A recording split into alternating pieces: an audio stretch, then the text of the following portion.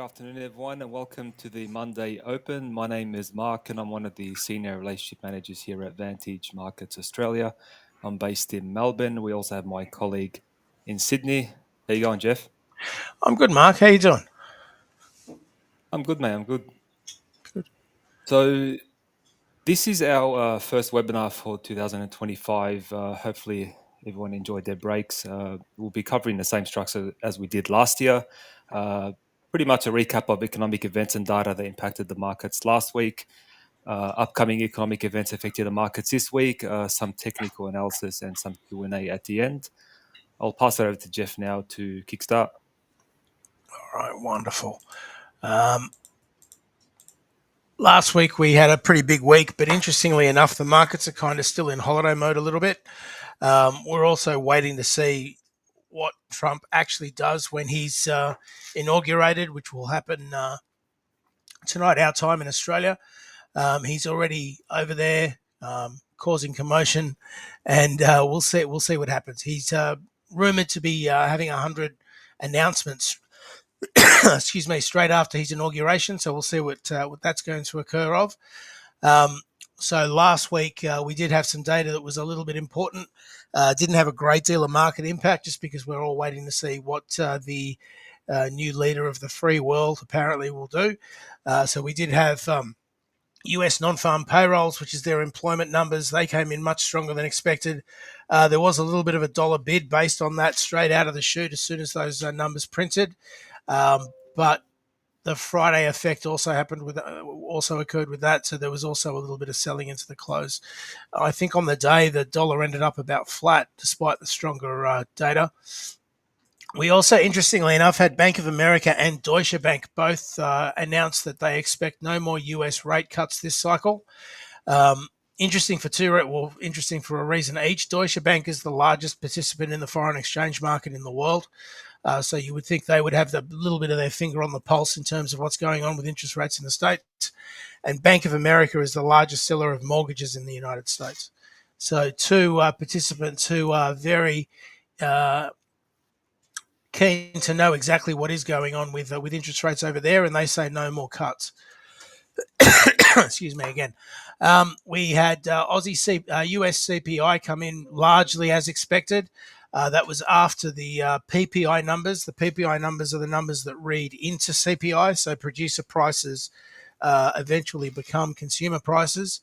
The PPI the day before was a little bit softer than expected, but net again, we didn't have a great deal of impact out of the both of them. And then we also on that Thursday had the Australian jobs report that came in significantly stronger than expected. I think the employed number was 3 times better than what the clever analysts were expecting. So that did provide a little bit of support to the Aussie dollar, but again, markets kind of gyrating in tight ranges. Not a great deal of one-way movement off any of those data releases. I was quite surprised the Aussie didn't do much after that release, Jeff. I think there was some Chinese data that came out this week that was a little bit on the nose, and that's probably what's capping the Aussie. China being down, yeah. Yeah, I think that I think everyone's waiting to see what the US does with their president first. Yeah, agree. I mean, he was a lot of fun the last time, so we'll see how much fun he's going to be this time. So then moving on to this week. This week, obviously, tonight we've got Donald Trump being sworn in as the President of the United States. That's a nice big deal for him. It's nice to have done it twice, I guess. I think he's allowed one more term after this, so he's only going to be voted back once if he is voted back. On Tuesday, we have Canadian CPI. Canada has been pretty proactive with their rate cuts. So a soft Canadian CPI might see a little bit of weakness on the Canadian dollar, but if you look at a chart of the Canadian dollar, it's all Canadian weakness anyway. It's just dollar strength there for the last 6 or 8 months. And we also have an interest rate decision from Japan on Friday. Market is leaning towards no change from the BOJ. But if they were going to make a move, it'll probably be on the rising side rather than the cutting side. I think, Mark, you saw something about that decision that you wanted to bring up. Yeah, so it's expected to increase to 0.5%. Yeah, so they expected to increase rates by 25 basis points. Who is? Uh, I think that what was that? Who is?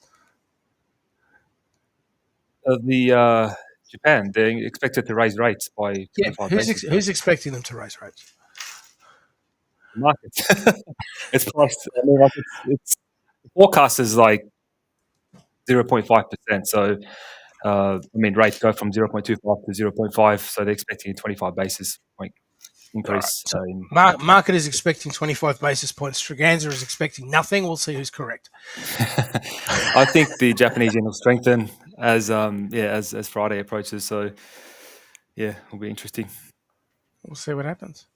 All right. Yeah. We're screaming through today. Makes it nice and easy when everything's going sideways. Did you want to do some technicals, mate? Update us on what's going on in the technical landscape. Yeah, sure. I'll quickly just share my screen.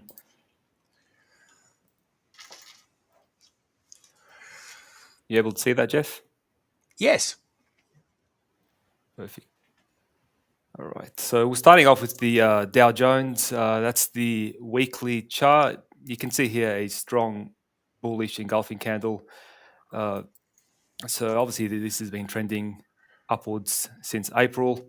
It's previously come down into that support level here, and this downward move here was primarily a combination of profit taking and also markets anticipating a rate hike from the Fed because we were getting some strong data up until the PPI was released and the core CPI, which was lower than expected. It gave a bit of relief, and we saw this strong up move here.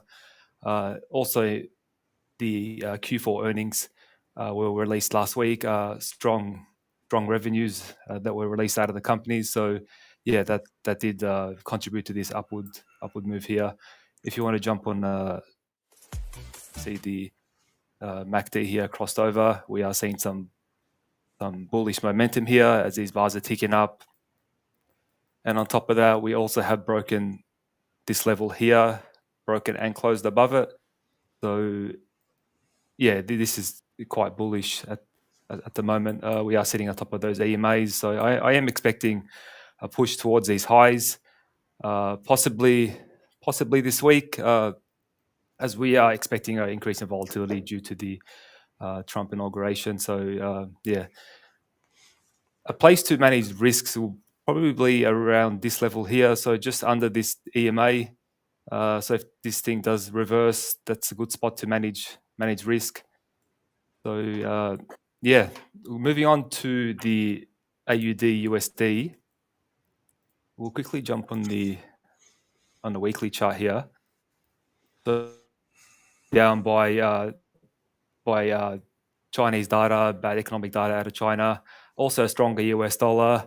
I do think this is overextended though. You can see here from, I'll just bring up the RSI. Give me a second.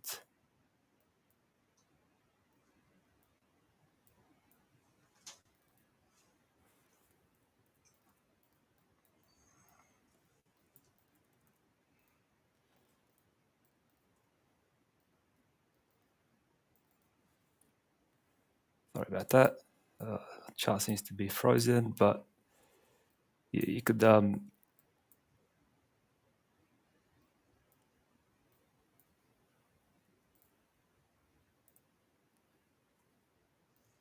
you can see the RSI here. We do see some bullish divergence. So prices have made a series of lower lows here, and the RSI is showing a series of higher lows. That is indication of a slowdown in this downward trend. So I am expecting prices to push up. Ideally, we want to see a break above this level here, so this high, before we see prices push up. Targets most likely we'll get to around this trend line here, which is a daily and a weekly trend line. So and also a push back up to those EMA levels here. We can also confirm Fibonacci retracement from that high there back in 1st of October. If you draw it from there to the swing low here, we do see the 38.2 retracement up here as well. So yeah, so just to recap, temporary push up in the Aussie, primarily because I'm expecting USD weakness as the Fed continues to start cutting rates this year. We possibly could see a USD weakness, which would push this up into this area here. So yeah, overall, I am seeing a short-term push up in the Aussie dollar into 0.64, 0.6430s. So moving on to Bitcoin now.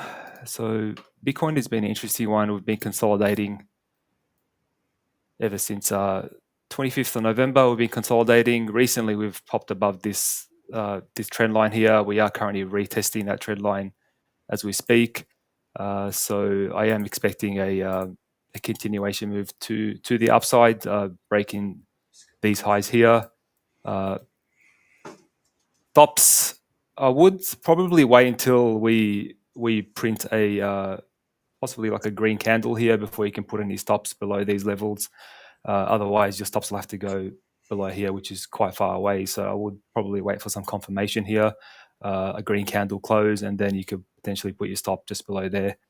And yeah, I'm expecting us to break the highs, primarily because the new Trump administration is pro cryptos. So there is speculation of them relaxing the rules around cryptos. So that's why we've seen such a strong up move here. I mean, these were when the elections actually started, then we consolidated, and now we're breaking out. So yeah.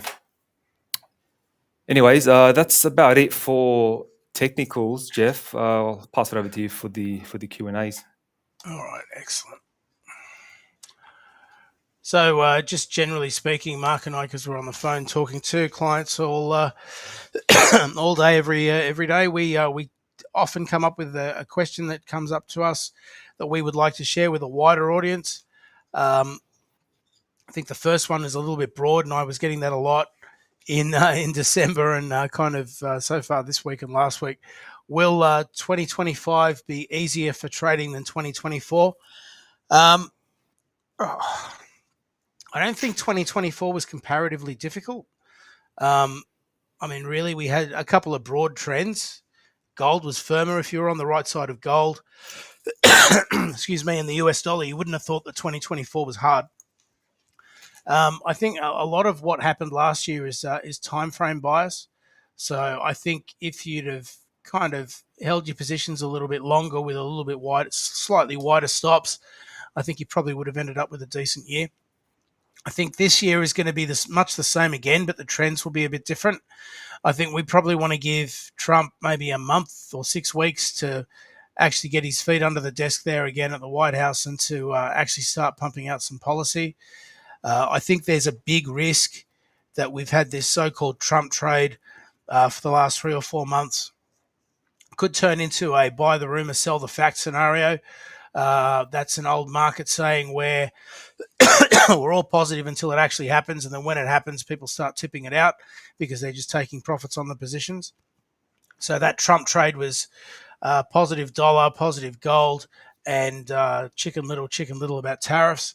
I think there's a better than 50% chance that that's all going to reverse when he's been in the office for 6 or 8 weeks, just because as the market digests information, and especially as the information is as expected, it is moved on from. So did you want to hit number 2 there, Mark? Yeah, sure.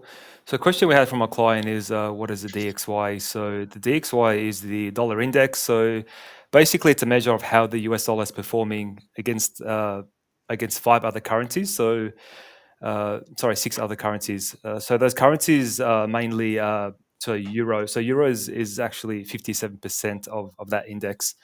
The other 3 major ones are the Japanese yen, the pound, and the Canadian dollar. And the other 2, which are the minor ones, are the Swedish krona and the Swiss franc. So traders actually use this index to pretty much spot dollar weakness or strength. just basically as confirmation. Yeah, say for example they want to go long Aussie dollar, and they look at the index as confirmation, as for any weakness. They could use that as a sort of a checklist, as extra confirmation. So yeah, and you can also trade the dollar index with Vantage as well. So we do offer, I believe it's USDX is the code, so you can actually trade that. There's a futures contract too, right? Yes, yeah, it's a futures contract. All right. So in Australia, we've got the trade weighted index, the TWI. The price of that is set once a day by the RBA, showing that we're up with the times with what the US is doing with real pricing and stuff. So the RBA will set that price every day. I think it's at 9:30, and that's us against a trade weighted basket of our trading partners. All right, so that's kind of it for today. This video, well, thank you very much for watching, those that did. This video will be uploaded to our VIP trading room once it's been edited down. On that trading room as well, you'll also find Mark and myself logged into that all day long. So if you wanted to ask us questions about this video or about markets in general, feel free to do it through there. We also have some managers from the Everest Fortune Group. They're an outsourced third-party analyst company that I think they're out of Singapore. Excuse me. They help us with a little bit of analysis, and they can answer questions as well if you wanted to get another opinion on something. We also have the weekly technical video that is uploaded to that trading room every Friday, and we have the private client daily update email that is emailed to our list every morning. Mark and I write that one. We take turns. It's also uploaded to that trading room. Obviously, a lot of our content is going into the trading room, so if you haven't looked at that yet, you really should log in and have a look around. Just a notice as well, we're having one of those lovely public holidays next Monday in Australia, so we will not be updating this video then. But the following week, we will have a special edition of the Monday Open, which will look back a little bit on 2024, and we'll hopefully uncover some trends for this year, 2025. Hopefully I didn't give away most of my opinion with what I said earlier on. So I think that's it for now, Mark. Have a good afternoon, mate, and I'll see you soon. Yeah, you too, Jeff. Take care. Bye. Bye-bye, mate.